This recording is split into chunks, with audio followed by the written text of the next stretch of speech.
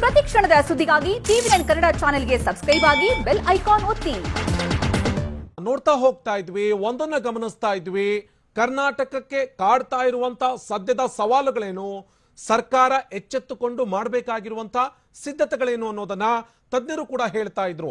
ಯಾಕೆ ನಾವು ಈ ಪದೇ ಪದೇ ಸಿದ್ಧತೆ ಎನ್ನುವಂತ ಪದವನ್ನ ಬಳಸ್ತಾ ಇದ್ದೀವಿ, ಯಾಕೆ ಸರ್ಕಾರಕ್ಕೆ ನಾವು ಪದೇ ಪದೇ ಎಚ್ಚರಿಸ್ತಾ ಇದ್ದೀವಿ, ಯಾಕೆ ಅಂತೇಳಿ ನೋಡ್ತಾ ಹೋದ್ರೆ ಸೋಂಕಿತರ ಸಂಖ್ಯೆ ಹೆಚ್ಚಾದಂತ ಸಂದರ್ಭದಲ್ಲಿ ಅಥವಾ ಸೋಂಕಿತರ ಸಂಖ್ಯೆ ಜಾಸ್ತಿ ಆಗ್ತಾ ಇರುವಂತ ಸಂದರ್ಭದಲ್ಲಿ ಸರ್ಕಾರ ಸಿದ್ಧತೆ ಮಾಡಿಕೊಳ್ಳೋದು ಸರಿಯಲ್ಲ. ಸದ್ಯಕ್ಕೇನೆ ಸರ್ಕಾರ ಇಲ್ಲಿ ಸಿದ್ಧತೆಗಳನ್ನ ಮಾಡಿಕೊಳ್ಬೇಕಾಗತ್ತೆ. ಇನ್ನು ಮಳೆಗಾಲದ ರೋಗಗಳ ಜೊತೆಗೇನೆ ಇಲ್ಲಿ ಮಹಾಮಾರಿ ಕೊರೋನಾ ವೈರಸ್ನ ಅಟ್ಟಹಾಸ ಜಾಸ್ತಿ ಆಗ್ತಾ ಹೋದ್ರೆ ಭಾರಿ ಸಮಸ್ಯೆ ಆಗುತ್ತೆ. ಇನ್ನು ಯಾವ್ಯಾವ ಜ್ವರ ಇಲ್ಲಿ ಕೊರೋನಾ ಅಂತ ಹೇಳಿ ಕಂಡು ಹಿಡಿಯೋದಕ್ಕೆ ಸಾಧ್ಯ ಆಗುತ್ತೆ. ಈ ಸಾಮಾನ್ಯ ರೋಗಗಳು ನಮಗೆ ಮಾರಣಾಂತಿಕವಾಗಿ ಕಾಡಿ ಬಿಡುತ್ತಾ. ನೆಗಡಿ, ಕೆಮ್ಮು ಇದು ನಾರ್ಮಲ್ ಇದು ಅಂತೇಳಿ ನಾವೇನಾದ್ರೂ ಕೇರ್ ಮಾಡದೆ ಸುಮ್ಮನಾಗ್ತಾ ಹೋದ್ರೆ ಅಥವಾ ಕೇರ್ ಮಾಡದೆ ನಾವೇನಾದ್ರೂ ಗಮನ ಹರಿಸದೆ ಹೋದ್ರೆ ಸಾಕಷ್ಟು ರೀತಿಯ ತೊಂದರೆ ಆಗುತ್ತೆ. ಇದೇ ಕಾರಣಕ್ಕಾಗಿ ಪದೇ ಪದೇ ಹೇಳ್ತಾ ಇರೋದು, ಸರ್ಕಾರ ಸಿದ್ಧವಾಗಿರ್ಬೇಕು, ಜನ ಮಾನಸಿಕವಾಗಿ ಸಿದ್ಧವಾಗಿರ್ಬೇಕು. ಒಂಚೂರು ಆರೋಗ್ಯದಲ್ಲಿ ಏರುಪೇರಾಗಿದೆ ಅಂತೇಳಿ ಅನ್ನಿಸಿದಂತ ಸಂದರ್ಭದಲ್ಲೇ ಇಲ್ಲಿ ತಜ್ಞರ ಮಾತನ್ನು ಕೇಳ್ತಾ ಇದ್ವಿ. ಐಸಿಯು ಎಕ್ಸ್ಪರ್ಟ್ ಆಗಿರುವಂತಹ ಡಾಕ್ಟರ್ ಪ್ರದೀಪ್ ರಂಗಪ್ಪ ಅವರ ಮಾತನ್ನು ಕೇಳ್ತಾ ಇದ್ವಿ. ಜನ ತತ್ಕ್ಷಣಕ್ಕೇನೆ ಯಾವಾಗ ರೋಗದ ಲಕ್ಷಣ ಕಂಡು ಬರುತ್ತಲ್ಲ, ತತ್ಕ್ಷಣಕ್ಕೇನೆ ಜನ ಬಂದು ಆಸ್ಪತ್ರೆ ಸೇರಿದ್ರೆ ಐಸಿಯುಗೆ ಹೋಗೋದನ್ನ ತಪ್ಪಿಸಬಹುದು. ಅದರಲ್ಲೂ 60 ವರ್ಷ ಮೇಲ್ಪಟ್ಟಂತವರು, ಬೇರೆ ಬೇರೆ ರೋಗಕ್ಕೆ ಈಗಾಗಲೇ ತುತ್ತಾಗಿರುವಂತವರು ಬೇಗ ಬಂದ್ರೆ ಬೇಗ ಗುಣಮುಖರಾಗೋದಕ್ಕೆ ಸಾಧ್ಯತೆ ಇದೆ ಅಂತೇಳಿ. ಹಾಗಿದ್ರೆ ಕರ್ನಾಟಕಕ್ಕೆ ಕಾಡ್ತಾ ಇರುವಂತಹ ಬೇರೆ ಬೇರೆ ಆತಂಕಗಳೇನು, ಮತ್ತಷ್ಟು ಹೆಚ್ಚುವರಿಯಾಗಿ ಮಾಹಿತಿ ಕೊಡ್ತಾರೆ, ಡೀಟೇಲ್ಸ್ ಆದಂತ ವರದಿಯನ್ನ ಕೊಡ್ತಾರೆ. Over to you Maltesh. Thank you Anand. ಈಗ ಜನ ಕೂಡ ಕೇವಲ ಕೋವಿಡ್ ವಿಚಾರವಾಗಿ ಅಥವಾ ಕೊರೋನಾ ವೈರಸ್ ವಿಚಾರವಾಗಿ ಗಮನ ಕೊಟ್ಟು ಇತರ ಕಾಯಿಲೆಗಳ ಕಡೆಗೆ ಏನಾದ್ರು ಗಮನ ಹರಿಸದೆ ಹೋದ್ರೆ ದೊಡ್ಡ ಸಮಸ್ಯೆ. ಸರ್ಕಾರನೂ ಕೂಡ ಈಗ ಕೊರೋನಾದ ಜೊತೆಗೇನೆ ಇತರ ಕಾಯಿಲೆಗಳಿಗೆ ಸಂಬಂಧಪಟ್ಟಂತೆ ಕೂಡ ಗಮನ ಹರಿಸಬೇಕಾಗುತ್ತೆ. ಆ ಟೈಮ್ನಲ್ಲಿ ಪೇಷಂಟ್ಸ್ಗಳು ಹೆಚ್ಚಾಗಿ ಆಸ್ಪತ್ರೆಯ ಕಡೆಗೆ ಬರುವಂತ ಚಾನ್ಸಸ್ ಹೆಚ್ಚಿರುತ್ತೆ, ಮತ್ತೆ ಕೊರೋನಾಗೆ ತುತ್ತಾಗುವಂತ ಚಾನ್ಸಸ್ಗಳು ಕೂಡ ಹೆಚ್ಚಾಗ್ಬಿಡುತ್ತವೆ. ಇದೆರಡವನ್ನು ನಿಭಾಯಿಸುವಂತ ನಿಟ್ಟಿನಲ್ಲಿ ಜನ ಜೊತೆಗೆ ಸರ್ಕಾರದ ಪಾತ್ರ ಬಹಳ ಇದೆ. ಯಾಕೆ ಹಾಗಾದ್ರೆ ಇಂಥ ಟೈಮ್ನಲ್ಲಿ, ಅಂದ್ರೆ ಈಗ ಮಳೆಗಾಲ ಆರಂಭ ಆಗಿದೆ, ನಿಮ್ಗೆಲ್ಲ ಗೊತ್ತಿರೋ ಹಾಗೆ ಕರ್ನಾಟಕವನ್ನು ಕೂಡ ಮುಂಗಾರು ಈಗ ಆಲ್ರೆಡಿ ಪ್ರವೇಶ ಮಾಡಿದೆ. ಇಂಥ ಟೈಮ್ನಲ್ಲಿ ಕೆಲ ಕಾಯಿಲೆಗಳು ಹೆಚ್ಚಾಗ್ತಾ ಹೋಗುತ್ತೆ. ಯಾವ್ದದು? ಡೆಂಗಿ, ಚಿಕನ್ ಗುನ್ಯಾ, ಮಲೇರಿಯಾದಿಂದಲೂ ಕೂಡ ಸೋಂಕಿತರು ಹೆಚ್ಚಾಗ್ತಾ ಹೋಗ್ತಾರೆ. ಬಹಳ ಕಾಯಿಲೆಗಳು, ಅದರಲ್ಲೂ ಈ ಮಲೇರಿಯಾದಂತ ಕಾಯಿಲೆಗಳು ಪ್ರಮುಖವಾಗಿ ಬಹಳ ನೀರ್ ನಿಂತು ಅಲ್ಲಿ ಏನು ಸೊಳ್ಳೆಗಳ ಸಂತಾನೋತ್ಪತ್ತಿ ಹೆಚ್ಚಾಗಿ, ಅನಂತರದಲ್ಲಿ ಮಲೇರಿಯಾದಂತಹ ಕಾಯಿಲೆಗಳು, ಡೆಂಗಿ ಅಂತ ಕಾಯಿಲೆಗಳು ಹೆಚ್ಚಾಗುವಂತ ಚಾನ್ಸಸ್ ಇರುತ್ತೆ. H1N1 ಜ್ವರ, ಶೀತ ಸೋಂಕಿತರು ಬಹಳ ಹೆಚ್ಚಾಗ್ತಾರೆ ಅನ್ನುವಂಥದ್ದು ಸ್ಪಷ್ಟ. ಮಳೆಗಾಲದ ಆರಂಭದಲ್ಲಿ ಇದು ಸರ್ವೇ ಸಾಮಾನ್ಯ. ಇಷ್ಟು ಬಾರಿ ಇದನ್ನೆಲ್ಲ ನಾವು ಬಹಳ ಸೀರಿಯಸ್ ಆಗಿ ಕನ್ಸಿಡರ್ ಮಾಡ್ತಾ ಇರಲಿಲ್ಲ. ಬಟ್ ಈ ಬಾರಿ ಎರಡೆರಡು ಬಾರಿ ಕ್ರಾಸ್ ಚೆಕ್ ಮಾಡ್ಕೊಳ್ಬೇಕಾಗಿದೆ. ನಮಗೆ ಕಂಡು ಬರ್ತಾ ಇರುವಂತದ್ದು ಕೇವಲ ಜ್ವರ, ಶೀತ ಮಾತ್ರನಾ ಅಥವಾ ಕೊರೋನಾನ ಅನ್ನುವಂತ ವಿಚಾರವಾಗಿ. ಹೀಗಾಗಿನೇ ಜನ ಕೂಡ ಬಹಳ ಗಮನ ಕೊಡಬೇಕಾದಂತ ಅನಿವಾರ್ಯತೆ ಬಂದಿದೆ. ಆಮೇಲೆ ಇನ್ನೊಂದು ವಿಚಾರ ಅಂತ ಅಂದ್ರೆ, ಇತರ ವರ್ಷಗಳಲ್ಲೂ ಕೂಡ ನಾವು ಗಮನಿಸೋದಾದ್ರೆ ಈ ಡೆಂಗಿ, H1N1, ಮಲೇರಿಯಾ ಇದೆಲ್ಲವನ್ನೂ ಕೂಡ ನಾವು ಒಟ್ಟು ಕ್ಯಾಲ್ಕುಲೇಷನ್ ಮಾಡಿದಾಗ ಈಗೇನ್ ನಾವು ಕೊರೋನಾದಿಂದಾಗಿ ಮೃತಪಟ್ಟಿರುವಂತ ಸಂಖ್ಯೆ ಇದೆಯಲ್ಲ, ಇದಕ್ಕಿಂತ ಹೆಚ್ಚಿನ ಸಂಖ್ಯೆಯಲ್ಲೇ ವರ್ಷನೂ ಕೂಡ ಜನ ಇದಕ್ಕೆ ಬಲಿಯಾಗ್ತಾ ಇದ್ದಾರೆ. ಹೀಗಾಗಿ ಅಂತ ಕಾಯಿಲೆಗಳಿಗೆ ಹೆಚ್ಚಿನ ಗಮನ ಕೊಡದೆ ಹೋದ್ರೆ ಈ ಕೊರೋನಾದ ಜೊತೆಗೆ ಇಂಥ ಕಾಯಿಲೆಗಳಿಂದ ಬಲಿಯಾಗುವವರ ಸಂಖ್ಯೆ ಕೂಡ ಹೆಚ್ಚಾಗ್ತಾ ಹೋಗುತ್ತೆ. ಹೀಗಾಗಿ ಬಹಳ ಹುಷಾರಾಗಿರ್ಬೇಕು. ನೆಗಡಿ, ಕೆಮ್ಮು ಸಹ ಸೋಂಕಿತರ ಏರಿಕೆಗೆ ಕಾರಣ ಆದ್ರೂ ಕೂಡ ಆಶ್ಚರ್ಯ ಇಲ್ಲ. ಯಾಕಂದ್ರೆ ನಮ್ಗೆ ಗೊತ್ತೇ ಆಗೋದಿಲ್ಲ. ನೆಗಡಿ, ಕೆಮ್ಮು ಅನ್ನುವಂತ ನಾವು ಬಹಳ ತೀರಾ ನಾರ್ಮಲ್ ಆಗಿ ಮಳೆಗಾಲ ಬಂದಂತ ಕಾರಣ, ವೆದರ್ ಚೇಂಜ್ ಆಗಿರುವಂತ ಕಾರಣ ಅಂತ ನಾವು ಅಂದ್ಕೊಳ್ಬಹುದು. ಆದ್ರೆ ಅದೇ ಕಾರಣ ಅಂತ ಅಂದ್ರೆ ಅದನ್ನ ಬಿಟ್ಟು ಬೇರೆ ಕಾರಣ ಅಥವಾ ಈ ಕೊರೋನಾ ಕಾರಣ ಆಗಿದ್ರೆ ಬಹಳ ಹುಷಾರಾಗಿರ್ಬೇಕಾಗುತ್ತೆ. ಮಳೆಯಿಂದಾಗಿ ಈಗ ತಾನೇ ನಾನು ಹೇಳಿದಾಗೆ ಸೊಳ್ಳೆಗಳು ಹೆಚ್ಚಾಗಿ ಸಾಂಕ್ರಾಮಿಕ ರೋಗಗಳು ಹರಡುವಂತ ಚಾನ್ಸಸ್ ಇರುತ್ತೆ.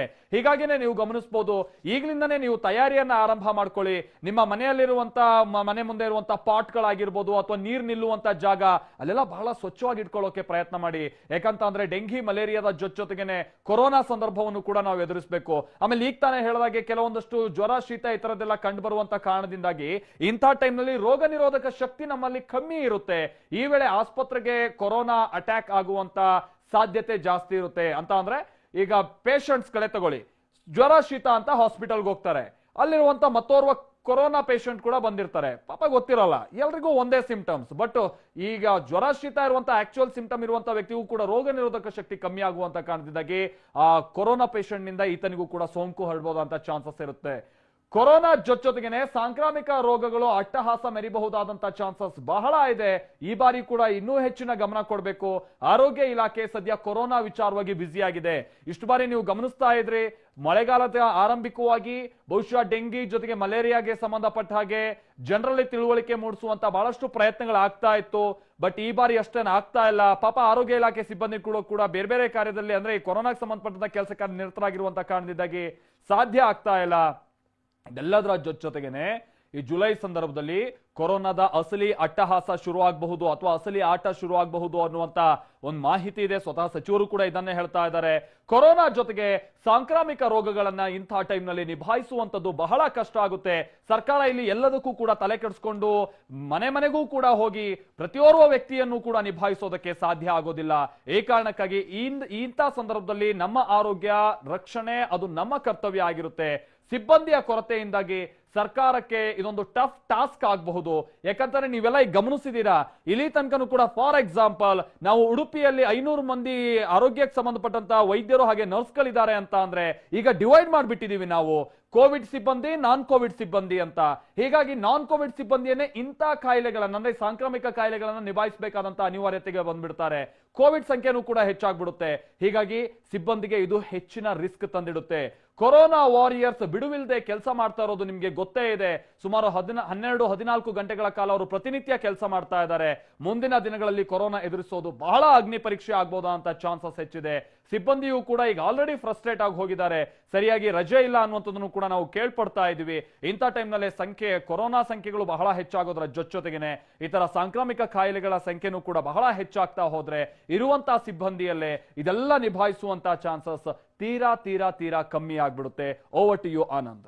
ಖಂಡಿತವಾಗಿಯೂ ಮಾಲ್ತೇಶ್. ಯಾಕೆ ಅಂತ ಹೇಳಿದ್ರೆ ಇಲ್ಲಿ ಒಂದೊಂದಾಗಿ ವಿಚಾರವನ್ನ ಗಮನಿಸ್ತಾ ಹೋದ್ರೆ ಕೊರೋನಾ ಜೊತೆಗೆ ಬೇರೆ ಬೇರೆ ಕಾಯಿಲೆಗಳು ಕಂಡು ಬಂದಂತ ಸಂದರ್ಭದಲ್ಲಿ ಅಥವಾ ಜ್ವರ ಶೀತ ಅಂತ ಹೇಳಿ ನಾವೇನಾದ್ರೂ ಸುಮ್ಮನೆ ಆದಂತ ಸಂದರ್ಭದಲ್ಲಿ ಮತ್ತೆ ಅದು ಕೊರೋನಾ ಆಗಿ ನಮ್ಮನ್ನ ಕಾಡಬಹುದು. ಇಂಥ ಸಂದರ್ಭದಲ್ಲಿ ಮುಂದಿನ ದಿನಗಳಲ್ಲಿ ಕೊರೋನಾದ ಅಗ್ನಿ ಪರೀಕ್ಷೆಯೊಂದು ಎದುರಾಗಬಹುದು ಅನ್ನುವಂತ ಆತಂಕವನ್ನ ತಜ್ಞರು ವ್ಯಕ್ತಪಡಿಸ್ತಾ ಇದ್ದಾರೆ. ಅದಕ್ಕೆ ಪೂರಕವಾಗಿ ಸಚಿವರು ಕೂಡ ಹೇಳ್ತಾ ಇದ್ದಾರೆ, ಇಲ್ಲ ಮುಂದಿನ ತಿಂಗಳಲ್ಲಿ ಅಂದ್ರೆ ಜುಲೈ ಹಂತಕ್ಕೆ ನಮಗೆ ದೊಡ್ಡದಾದಂತಹ ಒಂದು ಸೋಂಕಿತರ ಸಂಖ್ಯೆ ಹೆಚ್ಚಳ ಆಗಬಹುದು. ಬೇರೆ ಬೇರೆ ದೇಶಗಳಲ್ಲಿ ಸ್ಪೈಕ್ ಯಾವ ರೀತಿಯಾಗಿದೆ ಅದು ಕರ್ನಾಟಕದಲ್ಲೂ ಕೂಡ ಆಗಬಹುದು. ಆ ಮೂಲಕ ಕರ್ನಾಟಕದಲ್ಲಿ ಸೋಂಕಿತರ ಸಂಖ್ಯೆ ಹೆಚ್ಚಾಗ್ತಾ ಹೋಗಬಹುದು ಅನ್ನುವಂತ ಮಾತನ್ನ ಹೇಳ್ತಾ ಇದ್ರು.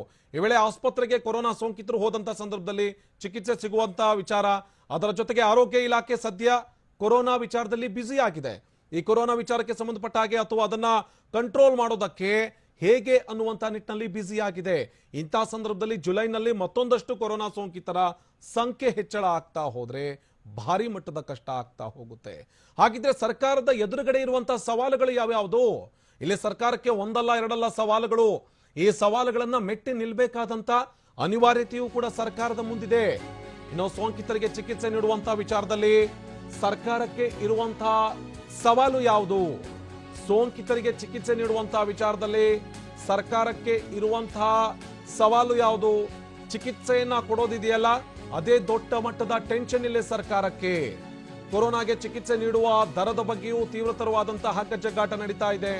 ಪರಿಸ್ಥಿತಿ ಕೈಮೀರಿದ್ರೆ ವೈದ್ಯರು, ವೈದ್ಯಕೀಯ ಸಿಬ್ಬಂದಿ ಬೇಕಾದಷ್ಟು ಪ್ರಮಾಣದಲ್ಲಿ ಇದ್ದಾರಾ? ಆಸ್ಪತ್ರೆಗಳು ಭರ್ತಿಯಾದ್ರೆ ಪರ್ಯಾಯವಾದಂತಹ ವ್ಯವಸ್ಥೆಗೆ ಏನ್ ಮಾಡಿದ್ದಾರೆ? ಇವೆಲ್ಲವನ್ನ ಗಮನಿಸಬೇಕಾಗಿರುವಂತಹ ವಿಚಾರ. ಹಾಗಿದ್ರೆ ಸರ್ಕಾರ ಸದ್ಯದ ಮಟ್ಟಿಗೆ ನಿಭಾಯಿಸಿದೀವಿ ಅಂತ ಹೇಳಿ ಅಥವಾ ಸದ್ಯದ ಮಟ್ಟಿಗೆ ಕೊರೋನಾವನ್ನ ಕಟ್ಟಿ ಹಾಕಿದೀವಿ ಅಂತ ಹೇಳಿ ಅಥವಾ ಕೊರೋನಾದ ಅಟ್ಟಹಾಸಕ್ಕೆ ಬ್ರೇಕ್ ಹಾಕಿದೀವಿ ಅನ್ನುವಂತಹ ಹುಮ್ಮಸ್ಸಿನಲ್ಲಿದ್ರೆ ಖಂಡಿತವಾಗಿಯೂ ಕೂಡ ಮೈ ಮರೆಯೋದು ಒಳ್ಳೇದಲ್ಲ. ಮುಂದಿನ ಹಂತದಲ್ಲಿ ಹೆಚ್ಚಾಗುವಂತ ಸೋಂಕಿತರ ಸಂಖ್ಯೆಯನ್ನು ನಾವು ಹೇಗೆ ನಿಭಾಯಿಸಬೇಕು, ಸೋಂಕಿತರಿಗೆ ಚಿಕಿತ್ಸೆಯನ್ನು ನಾವು ಹೇಗೆ ಕೊಡಬೇಕು, ಈ ನಿಟ್ಟಿನಲ್ಲಿ ಸರ್ಕಾರ ಚಿಂತಿಸಬೇಕಾದಂತ ಆಕ್ಷನ್ ಪ್ಲಾನ್ ಅನ್ನ ರೆಡಿ ಮಾಡಬೇಕಾದಂತ ನಿರ್ಧಾರವನ್ನ ತೆಗೆದುಕೊಳ್ಳಬೇಕಾದಂತ ಸ್ಥಿತಿ ಎದುರಾಗ್ತಾ ಇದೆ. ಮೈ ಮರೆಯೋದು ಬೇಡ, ಸರ್ಕಾರ ಎಚ್ಚೆತ್ತುಕೊಳ್ಳಿ ಅಂತ ಹೇಳಿ. ಹಾಗಿದ್ರೆ ಸರ್ಕಾರದ ಮುಂದಿರುವಂತಹ ಸವಾಲುಗಳೇನು? ಆ ಸವಾಲುಗಳನ್ನ ಮೆಟ್ಟಿ ನಿಲ್ಲೋದಕ್ಕೆ ಸರ್ಕಾರ ಏನ್ ಮಾಡಬೇಕು ವಿವರವಾಗಿ ಹೇಳ್ತಾರೆ. Over to you Maltesh. ಇಲ್ಲಿ ತನಕನೂ ಕೂಡ ಸರ್ಕಾರಕ್ಕಿದ್ದಂತ ಪ್ರಮುಖವಾದಂತಹ ಸವಾಲು, ಅದರಲ್ಲೂ ಕೂಡ ಕಳೆದ 3 ತಿಂಗಳಿಂದ ಅಂತ ಅಂದ್ರೆ ಈ ಕೊರೋನಾ ಸಂದರ್ಭವನ್ನ, ಅದರಲ್ಲೂ ಕೂಡ ಆರೋಗ್ಯ ಇಲಾಖೆಗೆ, ವೈದ್ಯಕೀಯ ಶಿಕ್ಷಣ ಇಲಾಖೆಗೆ ಇದ್ದಂತ ಸವಾಲು ಅಂತಂದ್ರೆ ಈ ಕೊರೋನಾವನ್ನ ಎದುರಿಸುವಂತದ್ದು, ಇದನ್ನ ನಿಭಾಯಿಸುವಂತದ್ದು. ಬಟ್ ಇನ್ಮುಂದೆ ಹಾಗಲ್ಲ.